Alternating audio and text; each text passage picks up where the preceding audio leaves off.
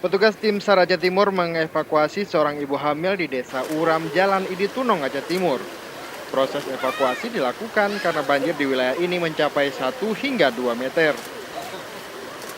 Dengan menggunakan perahu karet, petugas membawa seorang ibu hamil dan keluarganya keluar dari lokasi banjir untuk ditempatkan ke lokasi pengungsian. Sulaiman, salah seorang petugas tim SAR, menyebutkan, selain banjir yang mulai meninggi, sebuah jembatan di wilayah itu juga putus, sehingga warga yang bertahan di rumah terjebak banjir.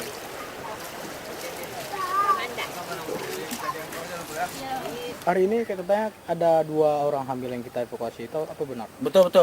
Karena kita dapat informasi dari warga juga, bahwasanya kita mendapat informasi kita disuruh evakuasi orang hamil, ibu-ibu hamil di daerah ya tempat kita operasi ini, daerah Uram Jalan. Kenapa harus kita evakuasi? Apakah jarak tempuhnya emang terganggu dengan banjir atau gimana? Nah, jarak tempuh memang terganggu dengan banjir yang pertama, yang kedua jembatan memang putus. Hingga saat ini dilaporkan 2 orang meninggal dunia akibat banjir di Aceh Timur. Salah seorang diantaranya Jamalul bin Abdurrahman, 9 tahun, warga Menasah Krueng, Kecamatan Pedawa, Aceh Timur.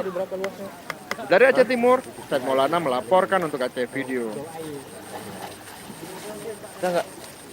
Udah lewat.